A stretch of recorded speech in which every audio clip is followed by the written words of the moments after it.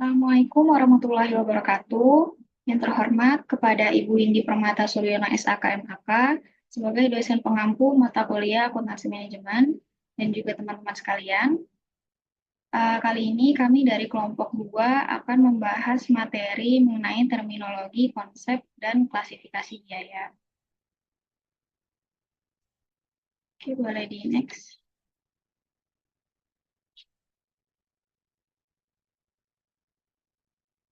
Oke, sebelum kita masuk ke materi, izinkan saya untuk memperkenalkan anggota dari kelompok 2, yaitu yang pertama ada Clara Daniela Saitumayang dengan NIM 17066230116, lalu ada Padi Hamid dengan NIM 17066230107, dan yang terakhir ada saya sendiri, Syafrina Alivia Sofian dengan NIM 17066230094.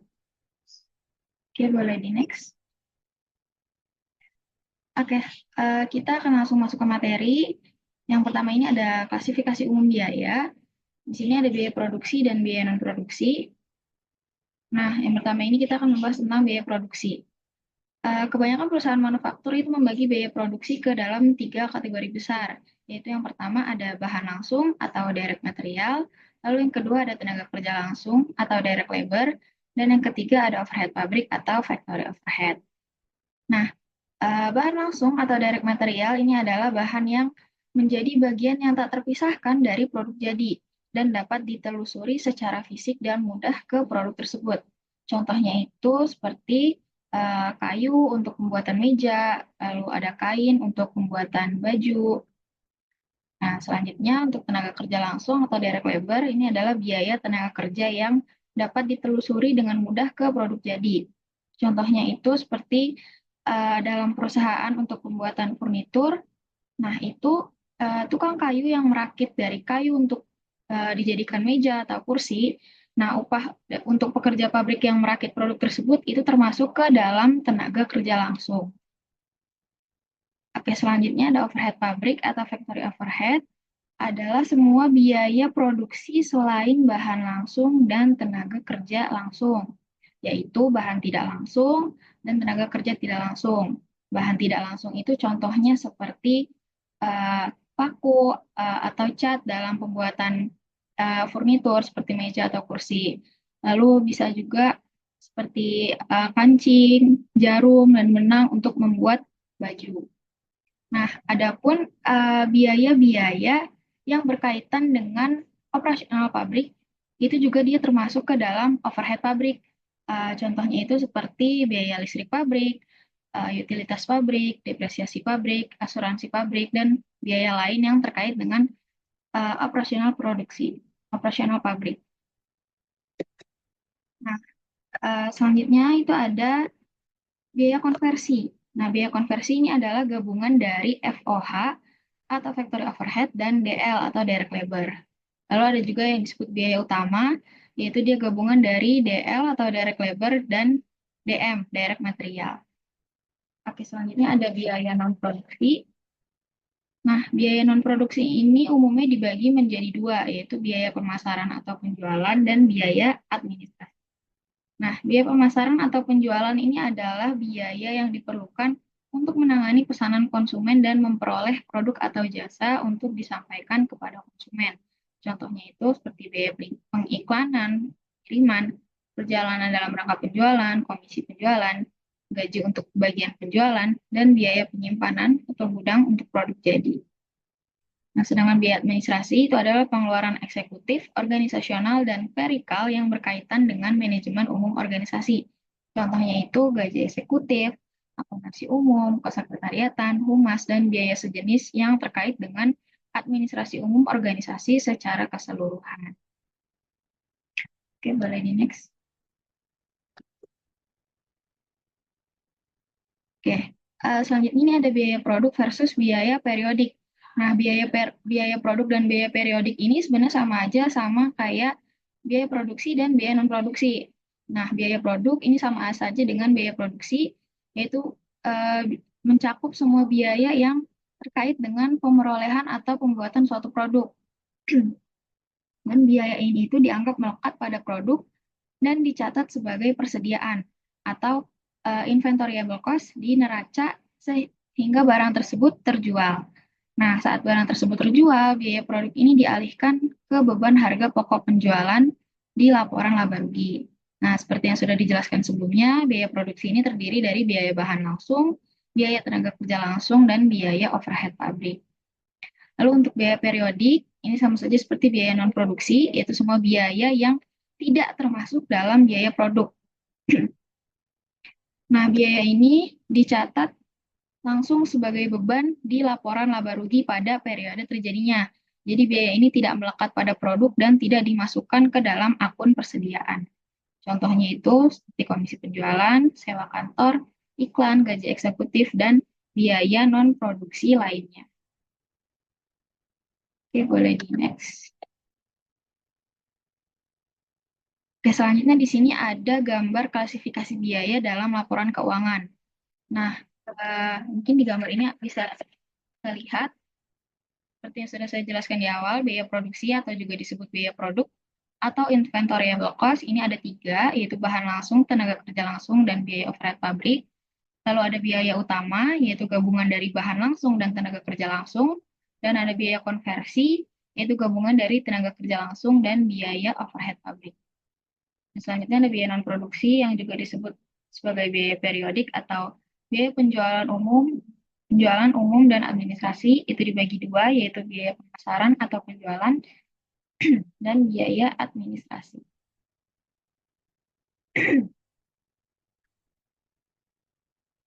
Oke, selanjutnya ada neraca. Nah, neraca perusahaan manufaktur ini serupa dengan perusahaan dagang, tetapi dia berbeda dalam hal persediaan. Kalau untuk perusahaan dagang itu hanya memiliki satu jenis persediaan, yaitu barang itu sendiri yang dibeli dan dijual kembali, sedangkan untuk perusahaan manufaktur dia memiliki 3 jenis persediaan, yaitu bahan baku, barang dalam proses, dan barang jadi. Bahan baku adalah bahan yang digunakan untuk membuat produk. Barang dalam proses adalah barang yang sedang dalam tahap produksi, dan barang jadi adalah barang yang sudah jadi dan siap untuk dijual. Selanjutnya adalah laporan laba rugi. Laporan laba rugi perusahaan dagang dan manufaktur itu memiliki kesamaan, tetapi berbeda dalam hal perhitungan harga pokok penjualan. Kalau untuk perusahaan dagang, itu rumus perhitungannya itu persediaan awal ditambah dengan pembelian, lalu dikurang dengan persediaan akhir. Sedangkan untuk perusahaan manufaktur, itu rumus perhitungannya itu persediaan awal barang jadi, ditambah harga pokok penjualan, dan dikurangi persediaan akhir barang jadi. Nah, untuk persamaan dasar akun persediaannya, itu saldo awal ditambah penambahan persediaan, sama dengan saldo akhir ditambah pengurangan persediaan. Selanjutnya ada perhitungan HPP atau harga pokok penjualan. Nah, untuk komponen HPP sendiri itu ada bahan langsung, tenaga kerja langsung, dan overhead pabrik. Nah, untuk biaya bahan langsung itu dihitung dari bahan yang digunakan, bukan yang dibeli. Rumusnya itu saldo awal ditambah pembelian dikurangi dengan persediaan akhir. Untuk barang dalam proses, itu dia melibatkan biaya produksi yang belum selesai. Jadi saldo awal ditambah dan saldo akhir dikurangi dari biaya produksi. Oke, boleh next. Selanjutnya di sini ada aliran biaya produksi. Seperti yang tadi sudah saya jelaskan di awal, untuk biaya produksi itu dia masuk ke akun persediaan sampai barang tersebut terjual, dan setelah terjual baru masuk ke harga pokok penjualan di laporan laba rugi. Sedangkan untuk biaya periodik, dia langsung menjadi beban di laporan laba rugi. Jadi ini untuk tahap awal itu ada pembelian bahan baku, dicatat dalam akun persediaan bahan baku di neraca, lalu bahan baku yang digunakan dipindahkan ke persediaan barang dalam proses, ditambah dengan biaya tenaga kerja langsung dan overhead pabrik. Nah, barang yang selesai diproses masuk ke persediaan barang jadi, menunggu untuk dijual. Dan setelah barang tersebut dijual, lalu masuk ke harga pokok penjualan di laporan laba rugi. Untuk biaya penjualan dan administrasi, ini langsung masuk ke beban penjualan dan administrasi di laporan laba rugi.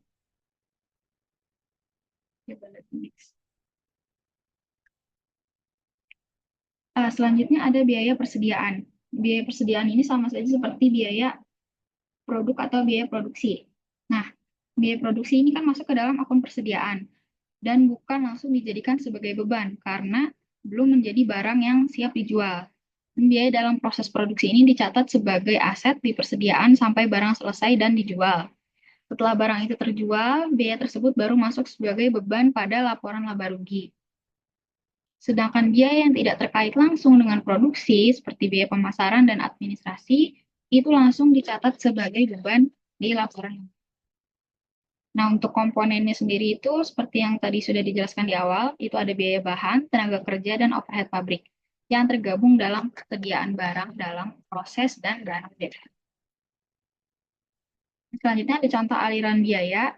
Ini contohnya perusahaan manufaktur memiliki biaya asuransi tahunan sebesar $2.000.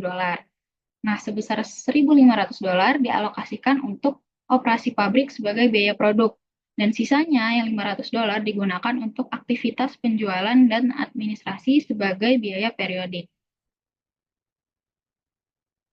Nah, biaya yang $1.500 itu dimasukkan ke dalam harga pokok produksi dan dicatat sebagai bagian dari aktiva, baik dalam barang dalam proses maupun barang jadi, hingga produk tersebut itu terjual. Sedangkan yang $500 itu langsung dibebankan sebagai biaya dalam periode tersebut dan dicocokkan dengan pendapatan. Boleh di next. Nah, selanjutnya ini ada contoh soal terkait perhitungan harga pokok produksi dan laporan laba rugi. Nah, di sini bisa kita lihat informasi berikut ini diambil dari catatan akuntansi Clear Seal Company tahun lalu. Lalu untuk perintah soalnya, manajemen bermaksud untuk mengorganisasi data-data ini supaya formatnya lebih baik dan dapat disusun laporan keuangan untuk tahun tersebut. Diminta, yang pertama, siapkanlah perhitungan harga pokok produksi seperti dalam tampilan 2/4. Lalu yang kedua, hitunglah harga pokok penjualan. Dan yang ketiga, dengan menggunakan data 1 dan 2, buatlah laporan laba rugi.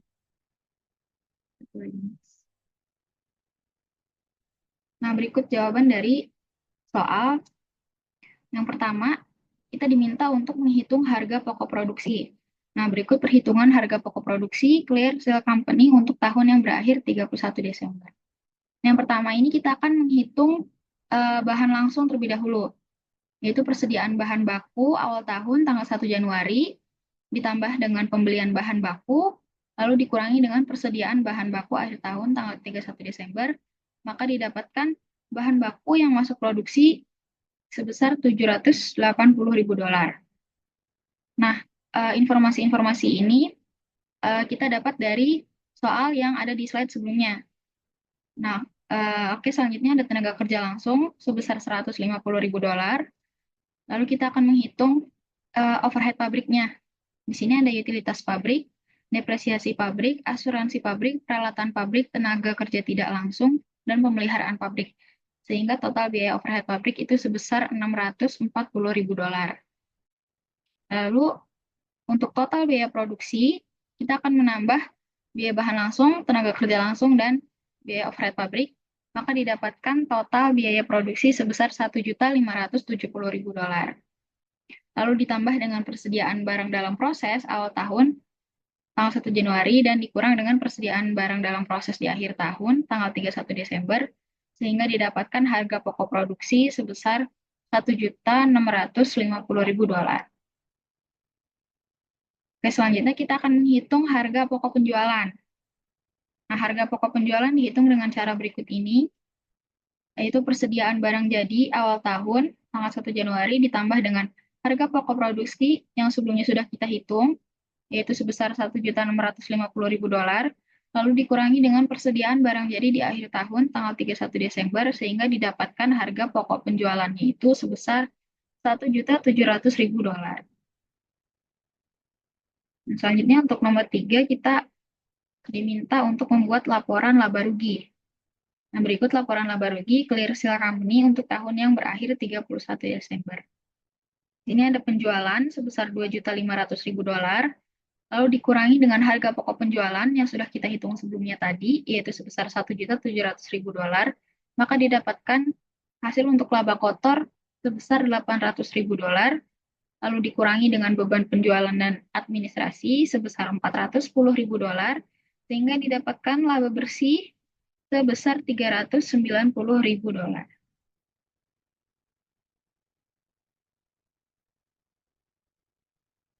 Oke, untuk materi selanjutnya akan dipaparkan oleh rekan saya.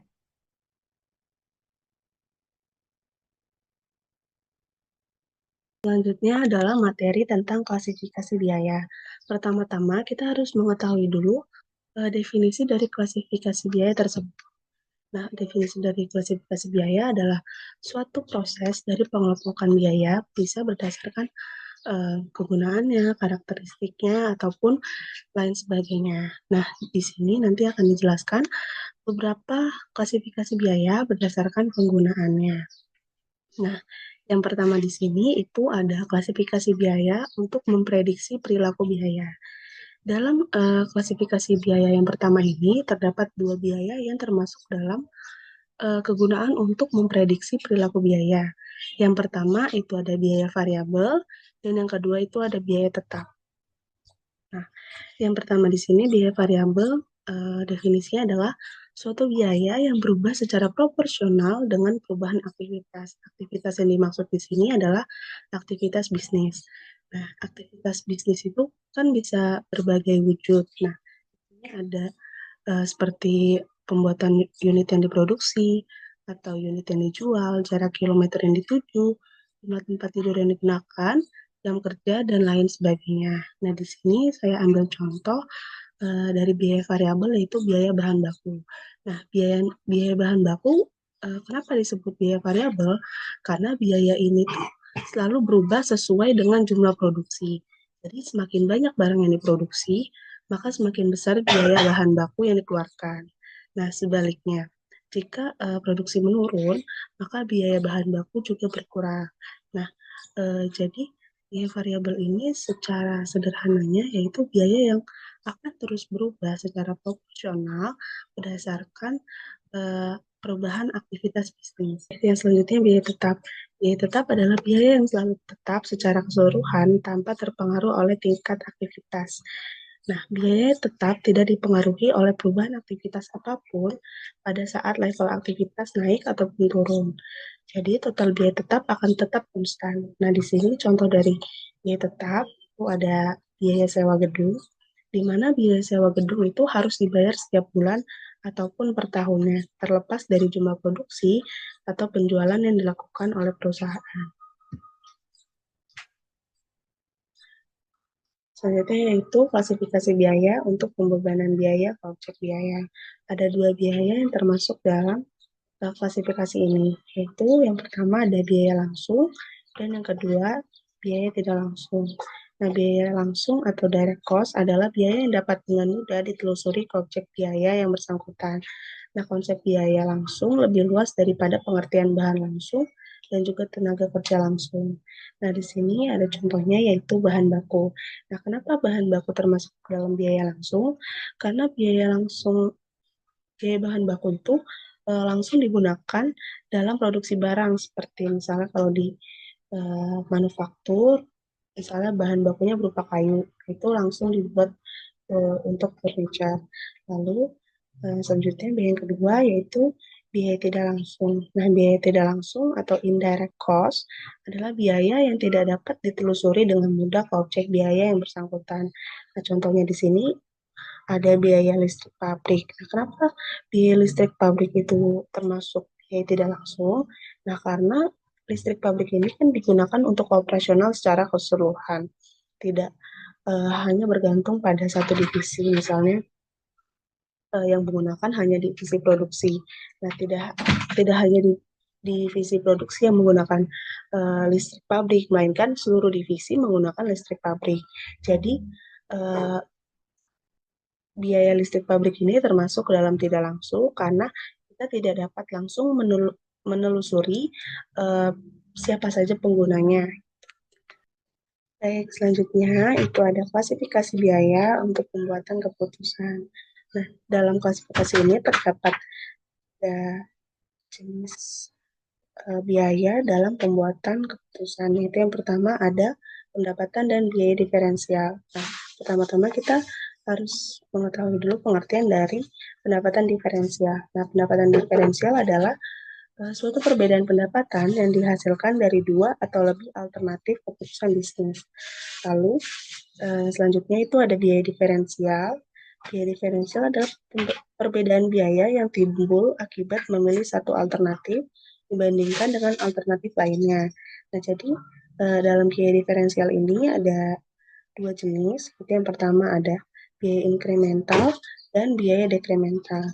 Nah, di sini contohnya itu contoh dari pendapatan biaya diferensial itu misalnya suatu perusahaan memiliki agenda untuk meluncurkan produk baru, tapi dia punya dua alternatif. Jadi alternatif pertama itu apabila perusahaan ini tidak jadi meluncurkan produk baru, yaitu tetap memiliki pendapatan tetap sebesar 1 miliar. Nah, lalu dia juga punya alternatif kedua, yaitu apabila dia meluncurkan produk baru, pastinya kan mengeluarkan kos. Nah, misalnya kosnya itu sebesar 350 juta. Namun ternyata didapati apabila dia meluncurkan produk baru ini, maka dia mendapatkan pendapatan tambahan sebesar 500 juta. Nah, berarti kalau misalnya dia memilih alternatif yang kedua, dia itu bisa mendapatkan pendapatan tambahan sebesar 500 juta, berarti pendapatan tetap ditambah dengan pendapatan uh, dari alternatif kedua, yaitu dia bisa mendapatkan pendapatan sebesar 1,5 M. Nah, di sini artinya kesimpulannya itu kita harus mencari alternatif yang memiliki laba diferensial paling tinggi. Oke, selanjutnya ada biaya kesempatan. Biaya kesempatan adalah suatu manfaat potensial atau potensi keuntungan yang hilang ketika memilih satu alternatif dibandingkan dengan alternatif terbaik berikutnya. Nah, di sini ada saya ambil contoh, yaitu misalnya kita memiliki dua opsi. Jadi, yang pertama itu kita ingin membuka usaha sendiri dengan mungkin keuntungan 100 juta dibanding dengan opsi yang kedua itu kita membeli obligasi pemerintah sebesar 60 juta rupiah. Nah, kita harus memilih biaya atau keuntungan itu berdasarkan nilai ekonomi yang paling tinggi, yaitu nilai ekonomi yang paling tinggi adalah opsi pertama, di mana kita membuka usaha sendiri dan mendapatkan uh, laba sebesar 100 juta. Oke, yang selanjutnya itu terakhir ada biaya tertanam. Nah, di sini biaya tertanam itu memiliki pengertian biaya yang telah dikeluarkan dan tidak dapat dikembalikan lagi, sehingga tidak boleh dipertimbangkan dalam pengambilan keputusan di masa depan. Nah, contohnya di sini yaitu di mana suatu manajemen harus memutuskan apakah lebih baik untuk merenovasi atau menservis menservis alat kerja yang lama, sedangkan alat kerja yang lama ini pun sudah tidak terlalu bagus. Apabila kita servis, uh, kemungkinan untuk rusaknya itu masih ada daripada kita harus membeli yang baru dengan keadaan dan kondisi fisik alat yang sudah pasti lebih bagus dan kemungkinan di masa depan dia akan bisa bertahan lebih lama daripada kita harus menservis barang yang lama tersebut. Oke, selanjutnya di sini ada klasifikasi lebih lanjut terkait biaya tenaga kerja. Nah, ada klasifikasi lebih lanjut terkait biaya tenaga kerja, yaitu ada 3 klasifikasi. Pertama ada waktu menganggur. Waktu menganggur ini adalah waktu kerja di mana karyawan tidak produktif karena alasan di luar kendali mereka, seperti mesin rusak, listrik padam, ataupun kekurangan bahan baku. Nah, biasanya dikategorikan sebagai biaya tidak langsung dalam perhitungan biaya produksi. Lalu, yang kedua itu ada premi lembur.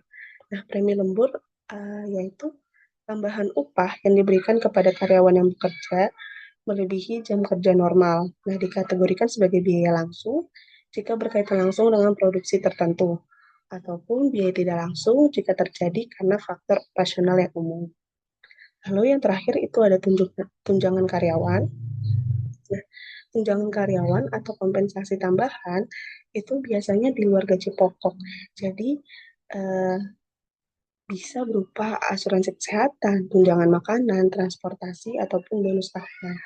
Nah, biaya ini dikategorikan sebagai biaya tidak langsung kecuali jika tunjangan diberikan khusus untuk suatu proyek atau produk tertentu. Kayak gitu.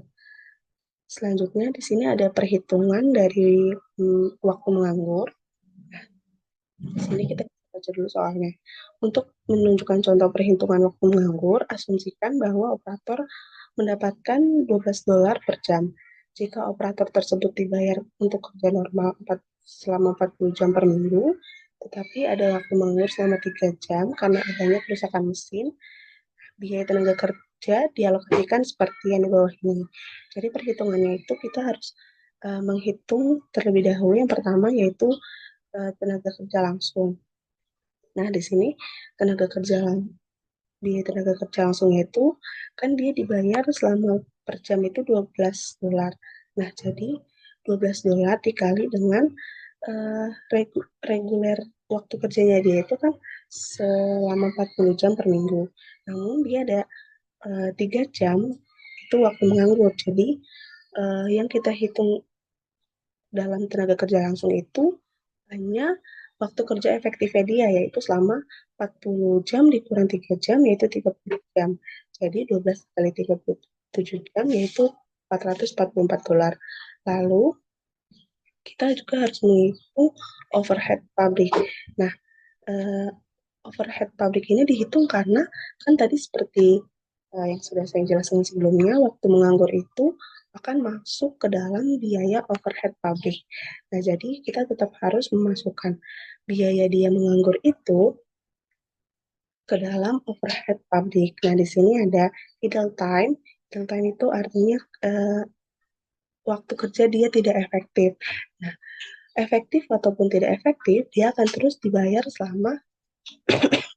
selama uh, upahnya per jam yaitu sebesar $12.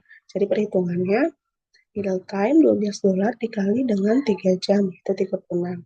Lalu kita totalkan biaya selama seminggunya itu sebesar 444 dolar ditambah dengan $36 sama dengan $480. Nah, jadi upah dia selama seminggu sebesar $480. Lalu selanjutnya di sini ada perhitungan dari premi lembur. Nah, kita baca terlebih dahulu. Oke. Untuk menggambarkan, asumsikan bahwa ada dua batch barang pesanan A dan pesanan B. Masing-masing memerlukan waktu 3 jam untuk menyelesaikannya.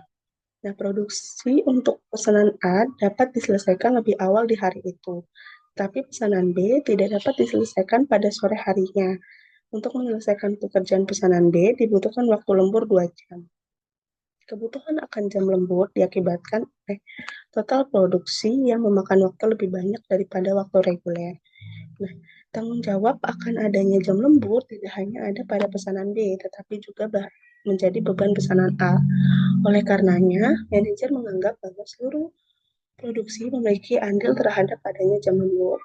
Nah, asumsikan bahwa seorang operator itu dibayar 12 dolar per jam. Dia dibayar 1,5 kali lipat untuk kerja lembur. Waktu kerja reguler adalah 40 jam seminggu. Selama seminggu dia bekerja selama 45 jam. Oke, jadi ya perhitungan biaya tenaga kerjanya sebagai berikut. Nah, di bawah ini.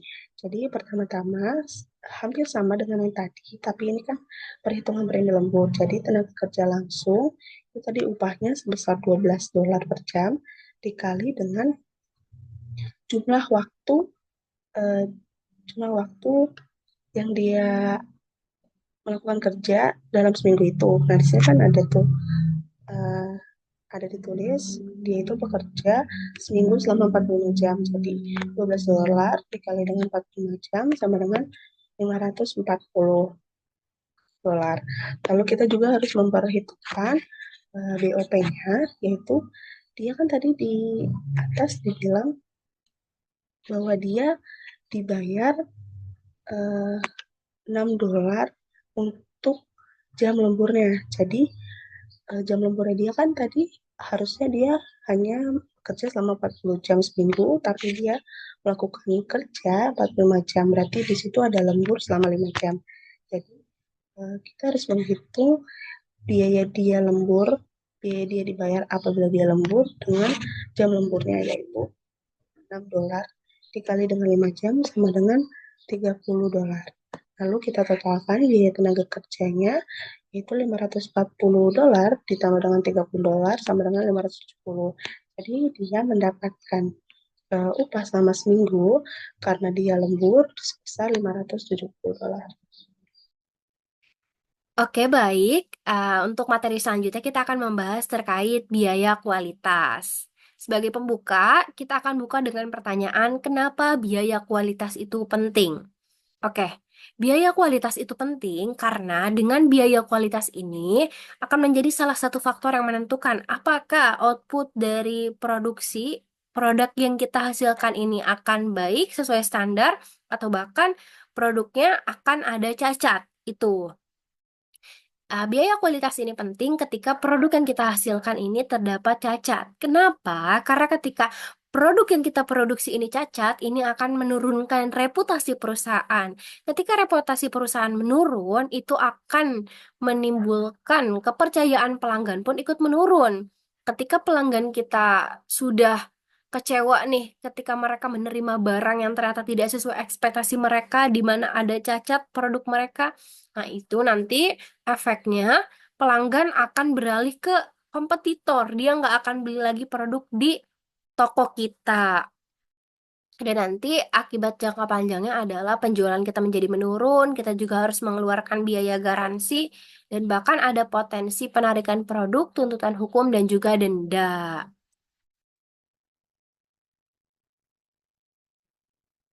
Selanjutnya, kita akan membahas terkait pengertian. Sebenarnya, kan tadi kita udah bahas terkait pentingnya biaya kualitas. Emang biaya kualitas itu apa? Pertanyaannya mungkin gitu. Jadi, biaya kualitas adalah semua biaya yang kita keluarkan untuk mencegah cacat sejak awal, deteksi cacat sebelum produksi dijual, mengatasi produk cacat di dalam perusahaan, dan juga mengatasi dampak produk cacat yang sudah sampai ke pelanggan. Jadi, semakin besar investasi pada pencegahan dan juga deteksi, akan semakin kecil risiko kegagalan yang bisa merugikan perusahaan. Ada 4 kategori biaya kualitas. Kita akan bahas yang pertama dulu terkait biaya pencegahan. Jadi, biaya pencegahan ini fokusnya di awal untuk mencegah nih sebagai investasi agar produk kita tidak cacat sejak awal produksi. Contohnya adalah pengembangan sistem untuk menjaga kualitas dan juga pelatihan karyawan agar lebih teliti dalam produksi dan contoh-contoh lainnya. Lalu kategori yang kedua adalah biaya penilaian. Nah, jadi biaya penilaian ini tujuannya adalah untuk mendeteksi nih cacat sebelum produk sampai ke pelanggan. Contohnya apa? Kita uji nih kualitas produk sebelum dijual. Lalu yang ketiga adalah biaya kegagalan internal. Yang keempat adalah biaya kegagalan eksternal. Ini dua-duanya sama-sama biaya kegagalan, cuman ini lingkup yang ketiga adalah internal dulu.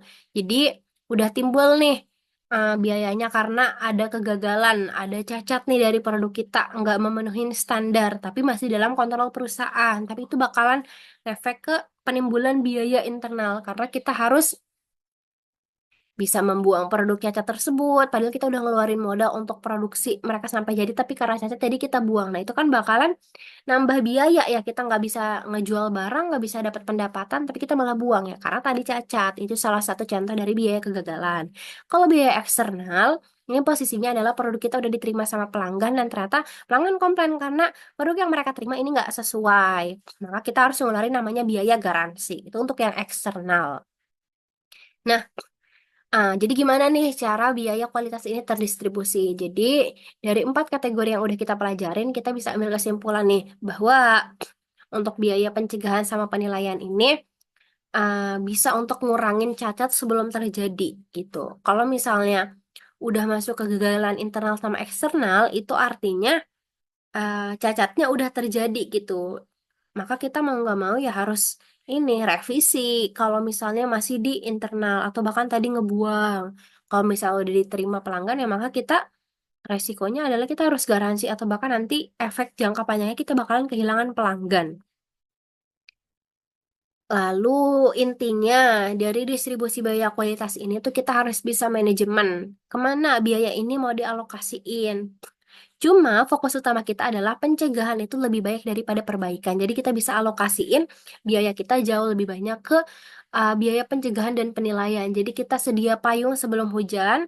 Kita akan minimalkan risiko-risiko cacat itu terjadi dengan cara alokasiin ke biaya pencegahan dan penilaian. Jadi akan minim cacat itu terjadi dan kita akan menekan biaya kegagalan dan juga baik yang internal maupun yang eksternal.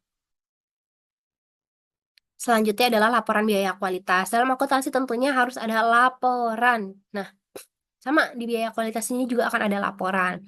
Tujuannya apa laporan ini? Sebagai dasar untuk perusahaan manajemen untuk ngatur strategi nih menekan biaya dan juga ningkatin kualitas. Jadi nanti di dalam laporan itu akan dirinci nih biaya-biaya pencegahan tadi, penilaian, sama ada kegagalan internal dan juga eksternal. Jadi dijadiin bahan buat evaluasi ke depannya. Nah, ini juga kita akan bahas terkait standar ISO 9000 ya, secara aspek internasional kualitas. Jadi, ada beberapa syarat untuk eh, sistem manajemen itu bisa terstandar International Organization ya ISO tadi ya. Yang pertama adalah sistem pengendalian kualitasnya harus jelas. Dokumentasinya juga harus lengkap. Ini penting banget dokumentasi ini pokoknya harus secara detail, secara lengkap ditampilkan dan juga adalah produk atau jasa yang kita produksi ini tuh harus memenuhi standar kualitas secara konsisten. Nah, secara pasar global, ISO 9000 ini awalnya diterapkan di Eropa, tapi sekarang udah banyak diadopsi di banyak negara. Karena perusahaan Amerika Serikat itu yang mengekspor ke Eropa wajib memenuhi ISO 9000. Makanya ISO 9000 ini udah banyak diadopsi di banyak negara. Ini ada contoh soal dan sekaligus jawabannya ya. Untuk yang pertama katanya di sini kayu per meja itu masuknya ke dalam biaya apa sih? Kayu per meja. Karena misalnya kita ini lagi membahas perusahaan yang memproduksi mebel ya. Kayu itu masuk ke biaya variabel karena semakin banyak meja yang kita produksi akan semakin besar juga biaya yang harus kita keluarkan. Makanya masuk ke biaya variabel. Kenapa masuk ke bahan langsung? Karena kayu adalah sebagai bahan utama dari produk mebel tadi, makanya disebut bahan langsung. Lalu yang kedua, biaya tenaga kerja untuk merakit meja. Ini juga sama kayak tadi si kayu ya, semakin banyak produksinya maka kita akan lebih besar lagi nih untuk bayar karyawan, karena kan waktunya akan lebih lama, akan semakin besar gajinya, upahnya. Dan juga dia masuk ke tenaga kerja langsung. Ya, tenaga kerja langsung karena yang merakit meja ini kan berhubungan langsung sama produk utama kita ya, si mebel tadi. Gaji mandor pabrik nih yang ketiga. Gaji mandor pabrik ini masuk ke biaya tetap. Kenapa? Karena mau berapa banyak pun, mau sedikit apapun produksi meja kita ya gaji mandornya akan tetap sama per tahunnya 38.000. Dan masuk ke overhead pabrik karena mandor nggak berhubungan langsung sama produksi mebelnya. Yang keempat biaya listrik. Itu katanya $2 per jam mesin. Ini masuk ke biaya variabel. Semakin banyak jam mesin ini digunakan akan semakin makan biaya listrik dan juga masuk ke overhead pabrik. Depresiasi mesin ini masuk ke biaya tetap karena per tahunnya itu udah jelas selalu sama 10.000. Dan juga masuk ke overhead pabrik dan juga biaya tertanam. Gaji pimpinan katanya $100.000 per tahun. Ini masuk ke biaya tetap karena tiap tahunnya gaji pimpinan akan selalu sama dan juga dia masuk ke biaya administrasi dan penjualan. Lalu beban iklan, dia masuk ke biaya tetap dan juga administrasi penjualan. Komisi penjualan itu masuk ke biaya variabel dan juga administrasi dan penjualan. Dan yang terakhir, pendapatan sewa ruang. Dia masuk ke biaya kesempatan. Kenapa? Kita sama-sama baca nih di bagian bawah. Katanya, biaya kesempatan karena merupakan manfaat yang potensial yang akan didapat atau dikorbankan bila ruang yang menganggur tersebut digunakan untuk memproduksi meja. Nah, jadi biaya kesempatan ini adalah kategori khusus yang biasanya tidak dicatat dalam pembukuan perusahaan. Untuk menghindari kemungkinan tertukar dengan biaya yang lain, kita tidak akan mengklasifikasikan dengan cara yang lain selain biaya kesempatan. Jadi, kesimpulan dari apa yang sudah kami presentasikan pada hari ini adalah kita sudah belajar terkait klasifikasi untuk laporan keuangan bahwa biaya dibagi menjadi biaya produk dan juga biaya periodik. Untuk perilaku biayanya ada biaya variabel, ada juga biaya tetap.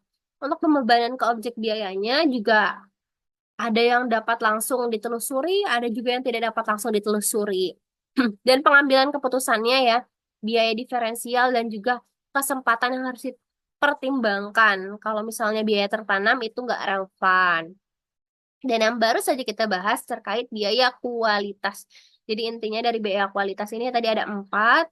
Kita bisa fokus ke pencegahannya untuk minimalkan risiko cacat. Jadi ini juga bakalan bikin kita nggak harus keluarin nih. Kalau misalnya produknya udah oke, udah bagus, ya kita nggak harus ngeluarin biaya garansi dan lain sebagainya.